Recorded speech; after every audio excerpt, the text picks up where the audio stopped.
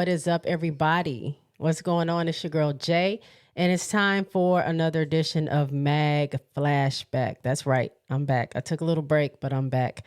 And this episode, we are covering, let me see if I can do this right. There we go.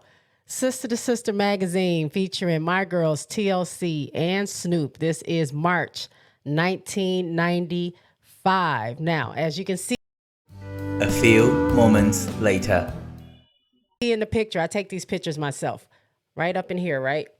You see it's kind of a little wrinkly or used. It's because I took these myself and I actually have the magazine. As you can see, I've had this magazine since it came out. So yeah, it's a little used on the corner. So some of these pictures you're going to see in this episode, they didn't have a lot of colored pictures. A lot of these are in black and white. So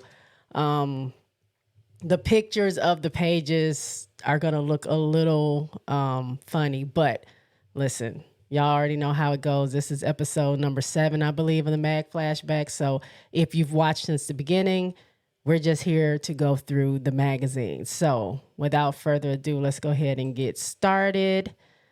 Boom. Okay.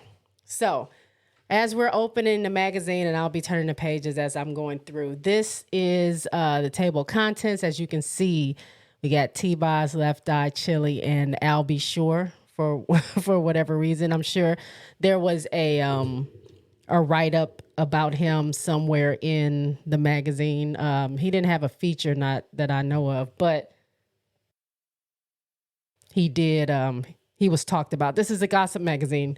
If you don't know, Sister to Sister is where we went, where we wanted to get all the gossip. So there is an advertisement for Freddie Jackson. If you don't know who Freddie Jackson is, look him up.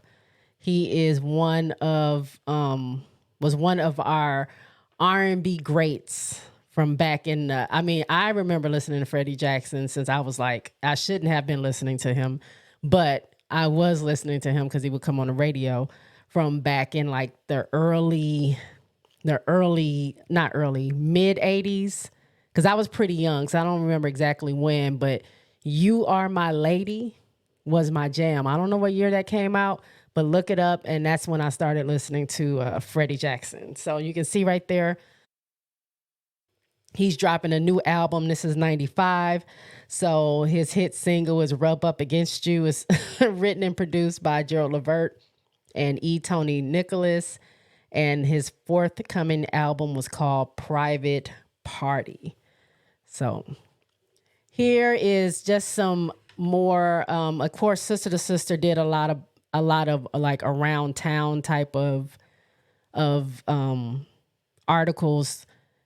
If there was some kind of party or some kind of event, Jamie Foster Brown or whoever was on her staff was usually there, and they would report from these events or whatever like that, and just give you more insight on like who was there and what was going on. So I'm not going to go through all of these, but as you can see, if you can see in the pictures, we have Babyface with Tony Braxton. We have Immature. We have I'm not really sure who these people are. It says Norton Stern of Showcase Entertainment, Marcus Lewis, Mae James, and Ernest Kelly. They are on the promotions. They are the promotions people for Marcus, whoever Marcus is. Marcus Lewis. I don't remember that. I don't know who that is. But on these pages, there's a little bit about Immature. At this time, they were 13 and 14 years old, and it was just talking about like what they've been up to. Batman was 13, and a little markup. So it says Batman 13 is the little one who plays Roger on the TV show Sister. He says it takes a day for him to memorize his lines. They tape on Fridays. They do 3 weeks of shows and 1 week off. He says he's smart in science. LDB, who was 14, stands for Little Drummer Boy. He used to call himself Bubblegum. He's good in English. She said, I asked him if he knew how to spell Rumpelstiltskin. He told me he knew who Rumpelstiltskin was, but he hadn't read the story. And then you have Romeo, who's 13 at the time. Said he was excellent in math. Although she said when she gave him a math percentage problem, he couldn't do it. Dang, she just was calling calling him out. Because their 3-hour day tutor hadn't got them that far yet. Then she says, I'm such a devil, but they were gracious little somethings the whole time. So they were just talking about that. What else do I have? I didn't really go through all the kind of like gossipy things in this particular episode in this magazine, just because a lot of these people, I'll be honest, I don't necessarily remember. And it just wasn't, I'm gonna be honest, it just wasn't that juicy for me to like dig into what was going on with Dana Dane when people may not know who that is, or what was Maurice White from Earth, Wind and Fire up to. You know what I'm saying? So no shade to them, but I just didn't I didn't add a lot of those pictures to this episode. So right in the beginning, there's a feature story, a very small feature about Snoop Dogg. Again, this was 94, 95 when she did this interview. Probably more so 94. But this was just a small question and answer with Snoop. Now, this is when he was still going by Snoop Doggy Dogg. We know he changed his name to shorten it to just Snoop Dogg. I want to say it was after the murder trial, because this is before the murder trial had started. So for those of us that were there when this was going on, Snoop Dogg made a song called Murder Was the Case, and it was talking about this issue of him being on trial for murder. Now, we all know he got off. I remember watching the case. I don't know if they were, and I wouldn't say streaming it because it wasn't a stream, but I don't know if I saw it on the regular news or MTV news, but you saw when they said he was innocent and how he was just, it's like an iconic little clip where he's in his suit, his hair is pulled back in a braid. And when they say that he is found innocent, he like buries his hands, his head in his hands like he's praying and stuff like that. It was very memorable.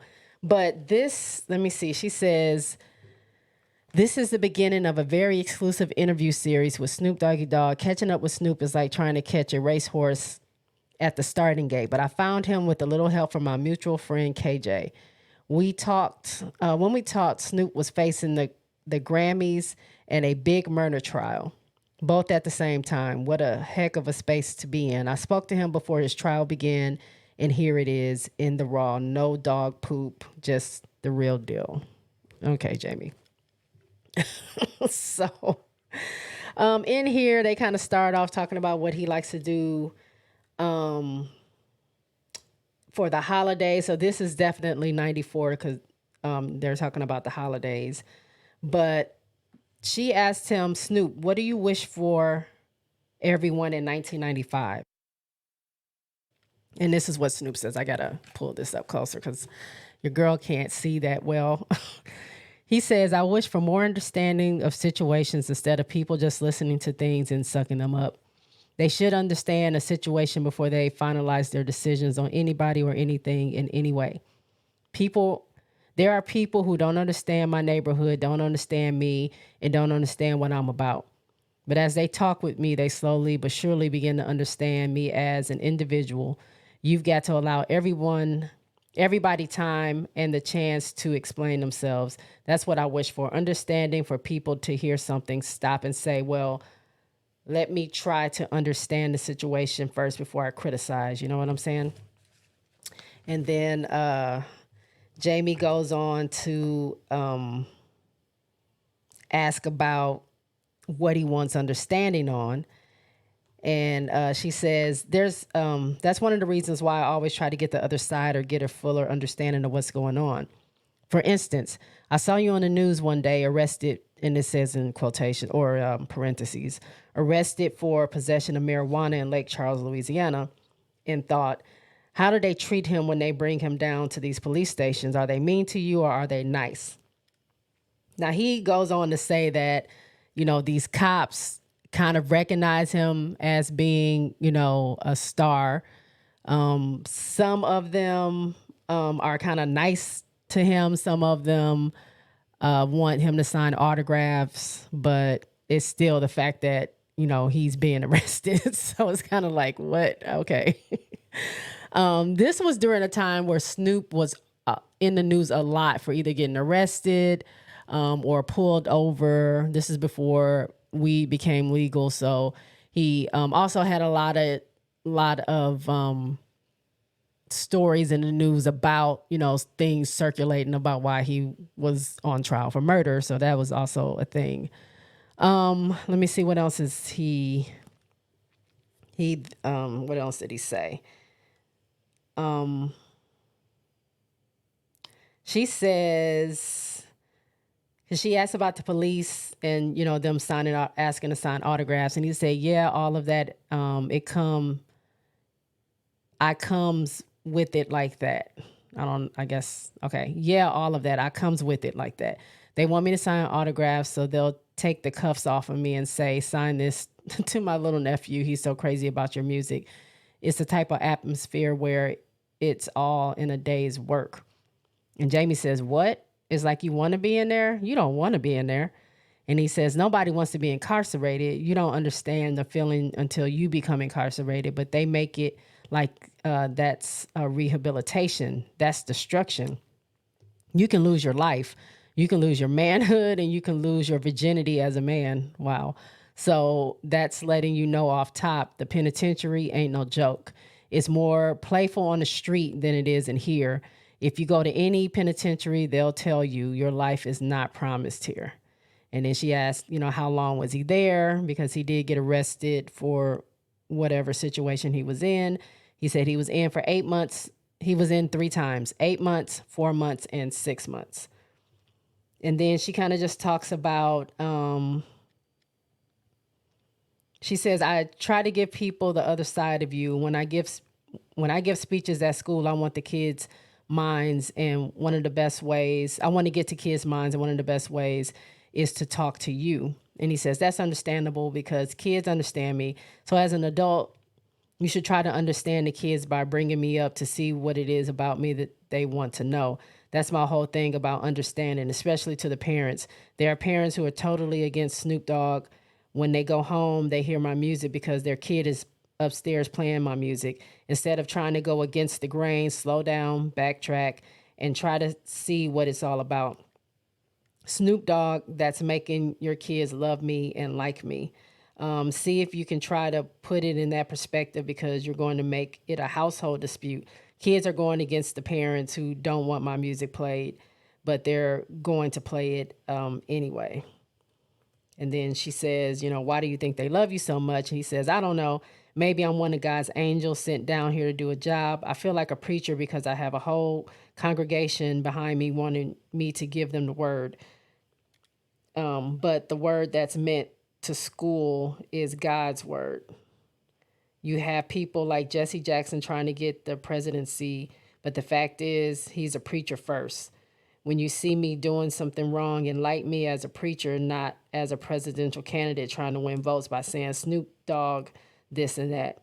You're supposed to uphold your code as a preacher. So enlighten me, try to pray with me and help me get over the hill. But instead of him doing that, I see myself as being the preacher because I come through to enlighten folks instead of taking off like they want me to do. They try to blast somebody. They're speaking negatively of me on TV, but I don't come back at them like that. I try to enlighten them like a preacher would. You understand? So they go on and talk more about that. Obviously, he wasn't feeling Jesse Jackson. And at that time, Jesse Jackson was running for presidency. So there was especially around this time, rap, hip hop had a very bad rep. This was around the start of what they call gangster rap. So Snoop was part of that West Coast wave, and people were really, really against it, like trying to ban it, trying to say that it's, messing up kids' minds, it's causing violence and all that. And it's really kind of crazy to see the progression of where rap and hip hop was back then. Although for us growing up in it, it was a great era for music. But as as you start to see like it change from what it was then to what it is now, and it being so accepted, and it's been the reigning genre on all the charts probably for the past, for all this time, for the past, I would say maybe 10 years or so. Now it's kind of dropping off, but just to see the progression of where rap and hip hop is now, but also it's a different rap and hip hop than it was back then. So that may be a factor as to why, it's so popular nowadays and so accepted. So that was it on Snoop. Then we get to, and I will say, in the middle here, it was a write-up about OJ. This is prior to the whole situation with his ex-wife and him going to trial and all that stuff, like all way before she was murdered.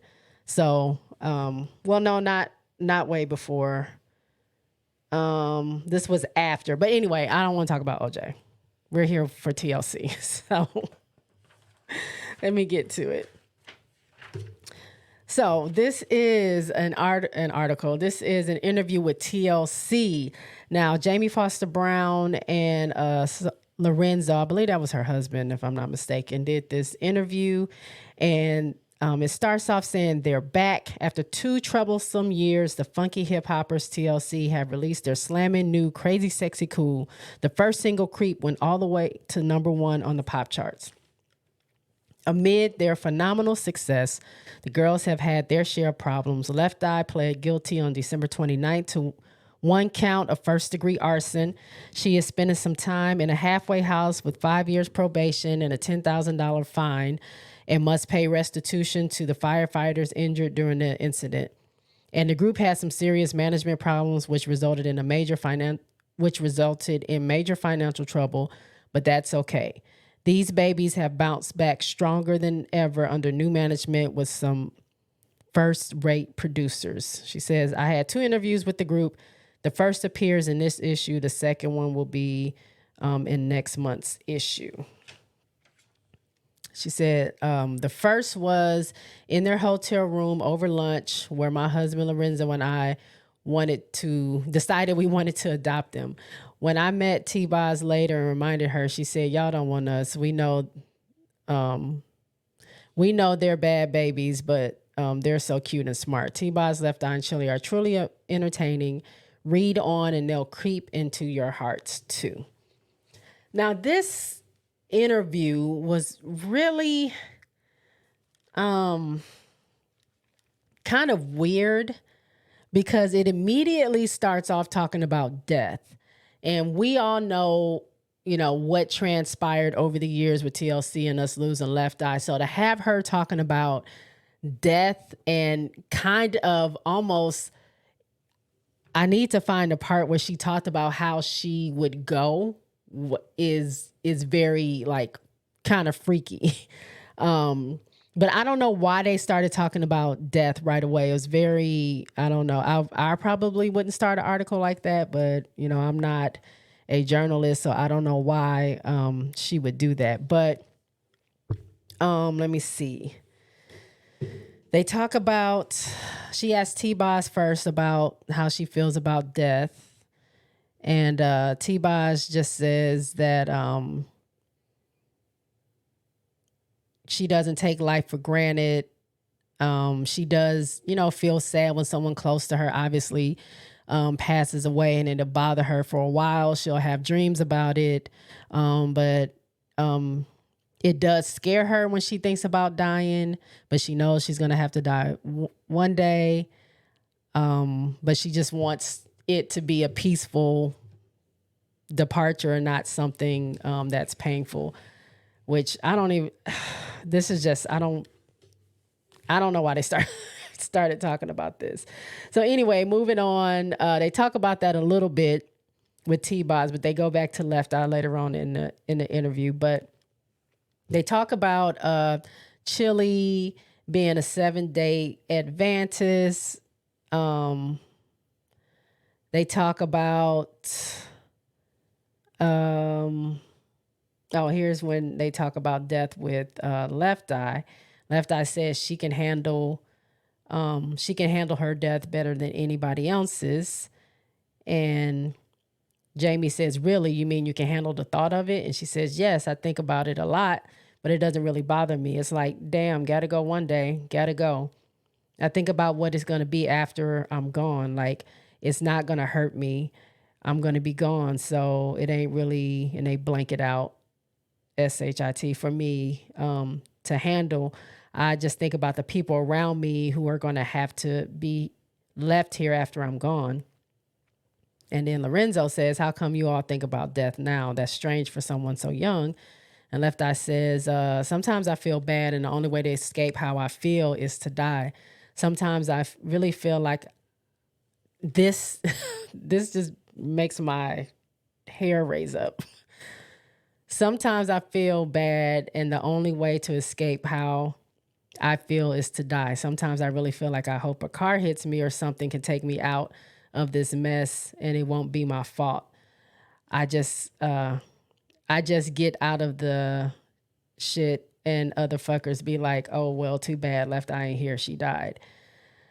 And then Left Eye, somebody comes into the hotel room. Left Eye wants to go back to the death thing. She says, can we get back to this death thing? I think about it.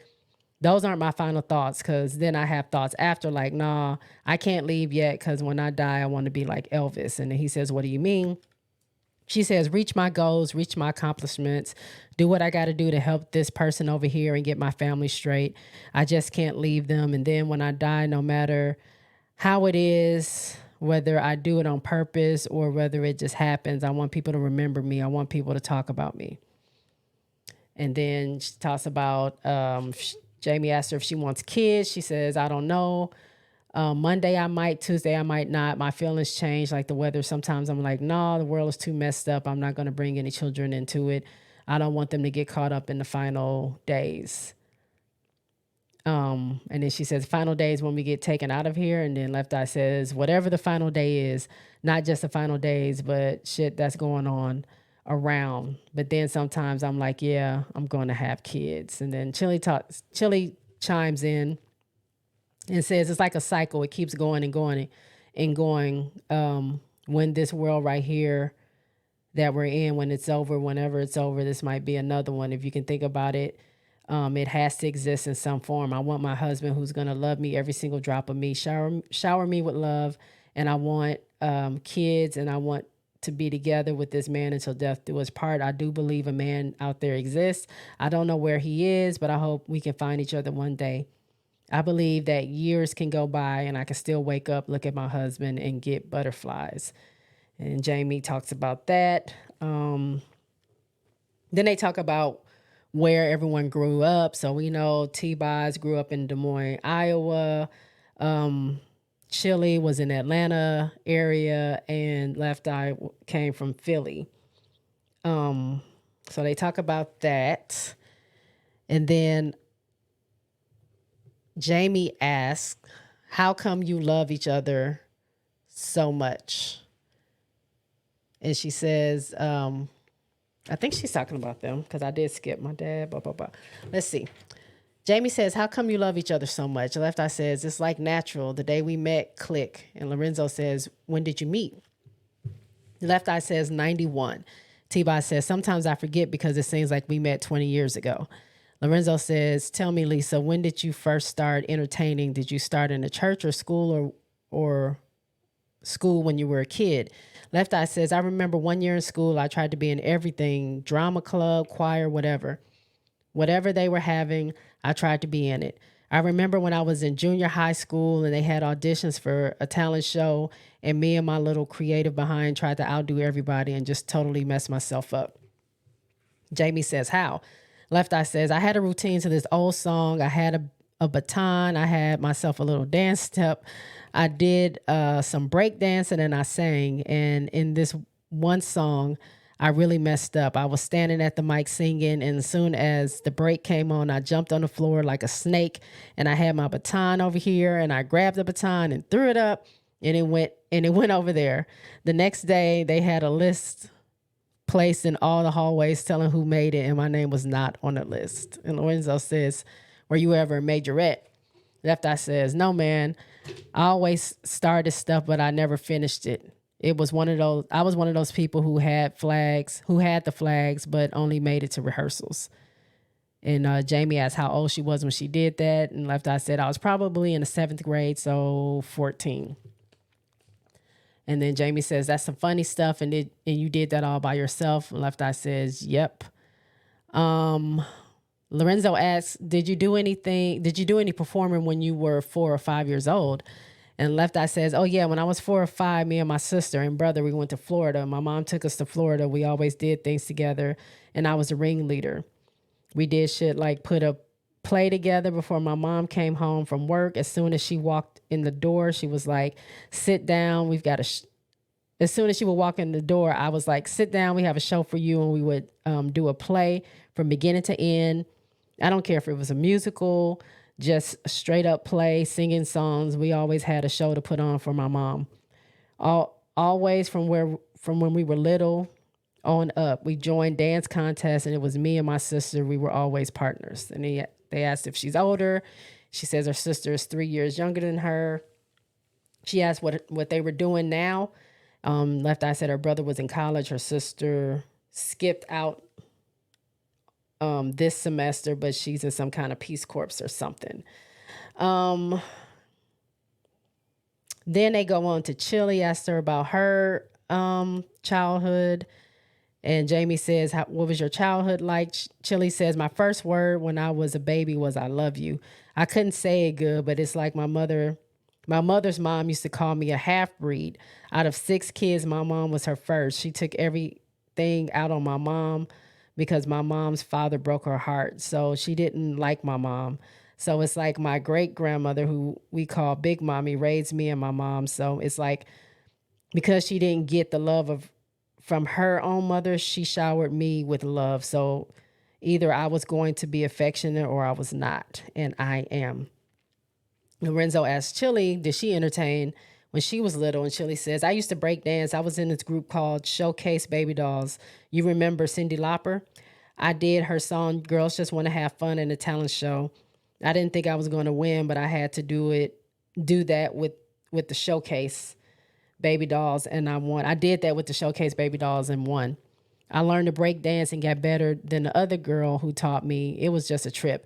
It seemed like everything in this business just came naturally for me. That's why it's really my destiny, because the way everything just fell into place, being at the right place at the right time.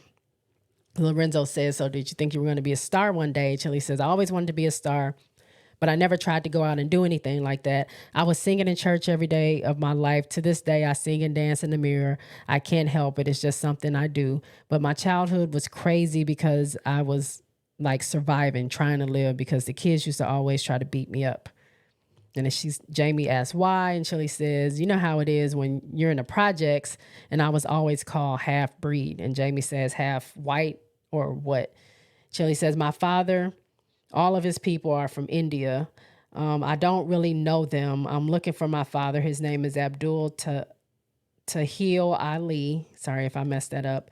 And I am not Muhammad Ali's daughter. People keep asking me that. No kin to him. And I'm not light-skinned. I got long hair, but I ain't light-skinned. Just wanted to clear that up. And then Jamie said, what's wrong with being light-skinned? And she says, and there's nothing wrong with being light-skinned. Why can't you be brown skin and get problems too? You know how people stereotype everything. But anyway, that's just how I grew up. I was always fighting girls and boys too. I didn't get no peace, honestly, until I went to high school. I was in the 8th grade and these girls were in the 7th grade and they tried to spray mace on me. It was just really crazy. And I'm glad I went to college though. I hated that I didn't finish. And it's true that when you stay out for a while, you say, I'm going to go back. And then you don't even think about going back anymore. Jamie asked her how long she was in school. She says 2 years, and she studied communication art. Then they go to T-Boz, ask T-Boz what she did when she was little to entertain. And T-Boz says, I was sitting there thinking about all the stuff I did in my life, and it's funny. I do a lot of little stuff. I did a lot of little stuff. When I grew up, my mom was in a group in church called the Viduels. I don't know if I'm pronouncing that right. I had to grow up by being little Gail. That's my mom's name, Gail. Because my mom was a singer in church, it was like, come on, little Gail, sing your mama's song. And her song was Going Over Yonder. Yonder. My solo song in church every Sunday would be, Oh, sinner, you're going to be sorry. And it says in parentheses, laughter. On special days, they would say, come on, little Gail, you got to do your mama's song. And I would pretend I was my mama. That was the little cute thing in church, but I didn't keep up anything. I would start stuff and stop all the time. I had all kinds of interest in everything. I was in the Little Miss Black Des Moines pageant, and I had to do this acting skit. My mom was so scared because the whole month I wouldn't practice in front of nobody. I think I'm still that way now. If you push me and say, let me see it, I won't do it until showtime. I say, no, I'm telling my mom I've got it. No, she said, no, I'm telling you, mom, I've got it. She'd be like, go stand in the mirror and do it. And I'm like, mom, don't embarrass me. That night she was on pins and needles, but I did it. I got my trophy and stuff. Jamie asked if she won, and T-Bot says, I won. I forget what place, runner-up or something like that. This girl beat me. She was playing the violin. I couldn't top that. So I did this little skit on personal appearances. I had to wear this little hat with freckles, like a little boy with suspenders. I was in stuff like modern dance class. I was a majorette. So they talk about that for a little bit. Jamie asked her if she can break dance too. T-Bot says no, but y'all, I was 12, right? That was the only time I was limber. I ain't never been that limber no more since then. I go to dance class. Y'all hear my knees pop? That's why. And then Jamie asked, so you really wanted to be a performer? T-Bot says, I always see myself on stage with a microphone. That was my dream. In high school, they would say, what do you see yourself doing 5 years from now? Some people would be lawyers and doctors. Some people be dead. I would be shit. Not me. I'm going to be on TV somewhere. I never knew how it was going to happen. I used to tell my mom, one day you'll see me on a poster board somewhere. You're going to see my face. I wouldn't talk about it to anybody but my family because your friends be like, yeah, right. And I knew I wasn't meant to be in the back because just like everyday life, I don't like people telling me what to do on the job. I don't like being under people. I don't live happy like that. So when I got out of high school, I worked in hair salons. I modeled for hair shows. I just like fashion. I was going to go to college in New York. I was going for fashion design, but I wanted to be the star. I was only going to take basic courses and go for 2 years to junior college, but meanwhile, try to be a star. It worked out. I'm glad I stayed in Atlanta. I finally got my dream, and really, it doesn't seem that it's true. What else did they talk about in here? Jamie asked Lisa if she thought she was chosen to be a star. Left Eye said, I don't know. To me, it's like my job, just like everybody else has a job. The reason that this in particular happens to be my job is because I put myself into it.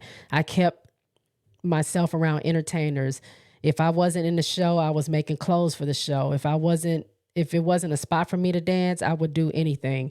And that was my love. Ever since I was little, I kept myself in it. That's all my thoughts were. I'm going to be an entertainer. It just happened that way. I took chances. And then they talk about, cooking and being in a family. And then that ends that particular interview because this was a two-parter. She says, suddenly TLC has to leave for a promotional event. We all planned to go together later and go to a movie, but TLC didn't get back to the hotel until late at night. So we planned another interview on another day. The second interview appears in the next month's episode or next month's edition.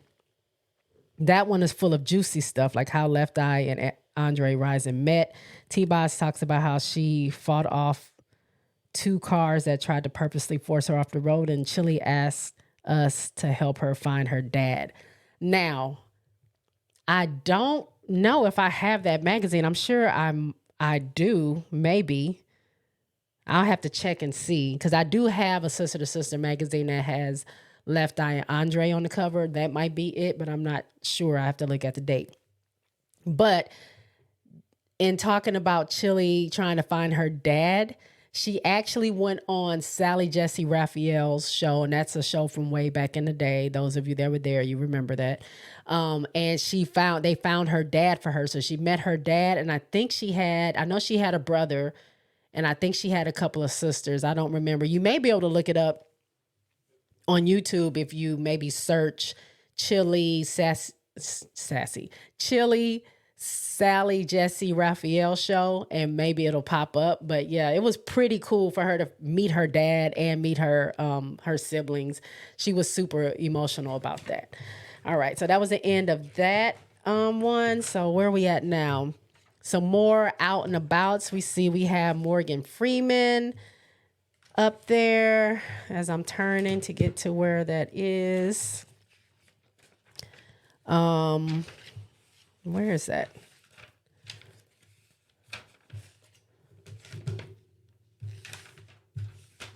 That might be out of place because I don't see it.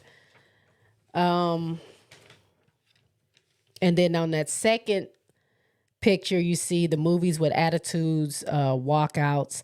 This is just talking about some movies that were coming out back then. Keenen Ivory Wayans was very popular with the movies he was releasing, and this one is in particular is talking about Low Down Dirty Shame, which stars him and Jada Pinkett. Back then, she was just Jada Pinkett. This is before she married Will, I believe. But yeah, they just talk about that movie a little bit. There's another movie called oh, wait. They are talking about who walked out of the movie. So whoever this person is, Kevin Lambert, he says the first movie I ever walked out on was The Last Woman. And I guess he goes on to talk about movies that he walked out on. So Low Down Dirty Shame, he walked out on that. I actually liked it. He says the script has been tossed together carelessly, if not contemptuously, by someone too busy with his hunk exercises to bother with it. The plot devices don't make sense. Without any explanation, he goes from a broke down and out gumshoe to a BMW driving James Bond. He falls into the amateur trap of allowing the next gag to lead the plot instead of the other way around. And as a director of actors, he is quite simply catastrophic. Oh my gosh. He didn't like Low Down Dirty Shame. I actually really liked the movie. I mean, I didn't really take those type of movies seriously. So it wasn't like, maybe Keenen meant it to be like this very serious detective movie, but it had Sally Richardson, it had Jada Pinkett, it had Keenen, and then we all remember Wayman cooking those sausages in the kitchen and then asking his roommate to go get him a perm and make sure that it wasn't a strong perm because last time it took his hair out. Like, that is comedy. I don't know what he's talking about. He didn't like that. He didn't like some other movies in here, but I don't remember what those movies are, so I'm not going to talk about that. On the next page, I did go out of order. So on this one, they talk about they rank some of the movies that were around at that time. So they ranked Menace to Society as number 1, The Godfather number 2, then Cooley High, Legends of the Fall, Nail, It's a Wonderful Life, Citizen Kane, Casablanca, Natural Born Killers, LA Story, The Last Temptation of Christ, Field of Dreams, For the Love of Ivy, Forrest Gump, and Dances with Wolves were their top movies.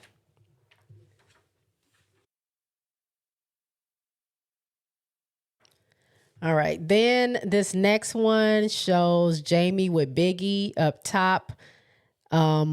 And that little piece was just about him talking about his mom and his love for his mom and what he did for his mom when he first started making money.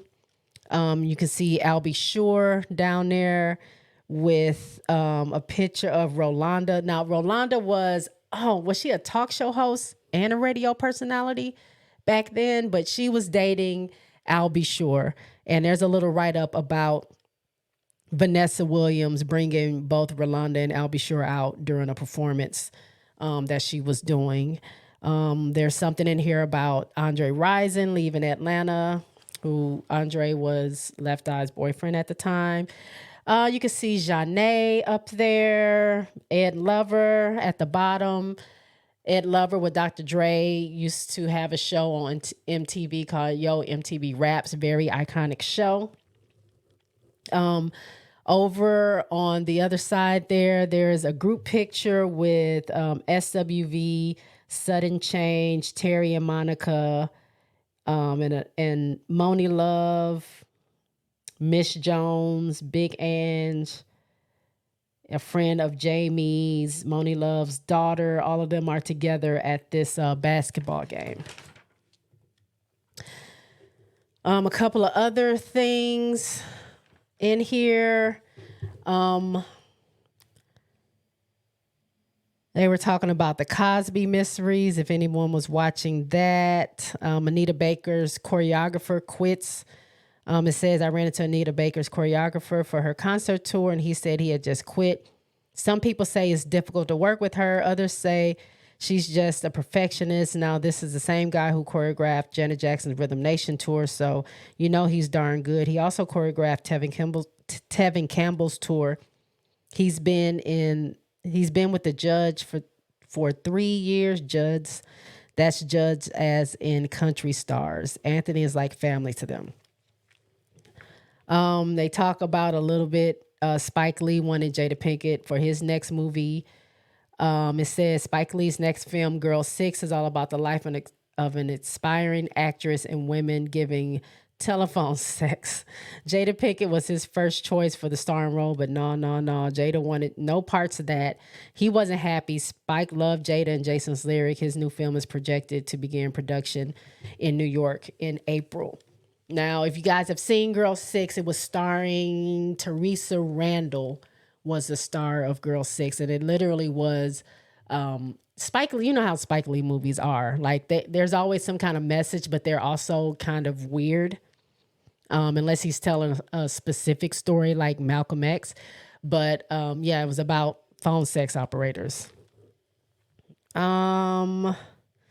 There's a little thing in here about Prince. At the after party for Pret a Porter, Prince performed at the Roseland in New York, which hosts 2,000 people. It's reported to be one of the biggest dance floors in New York. About 500 people came. Prince performed for about 2 hours.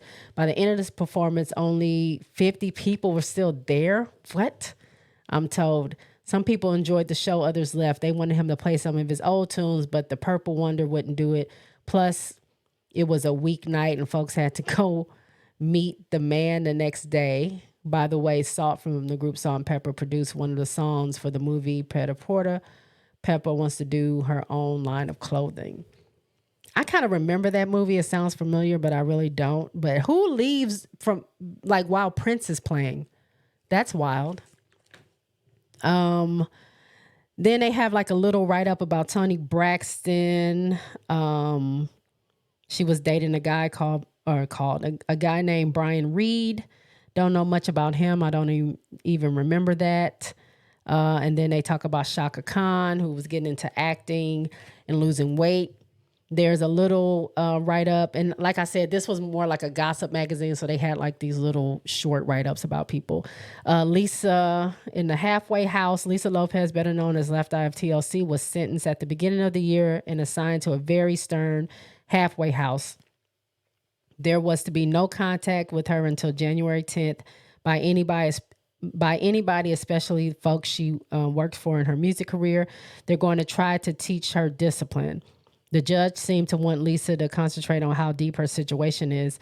Until the 10th, she wasn't allowed to work because anything involving her career is considered a privilege.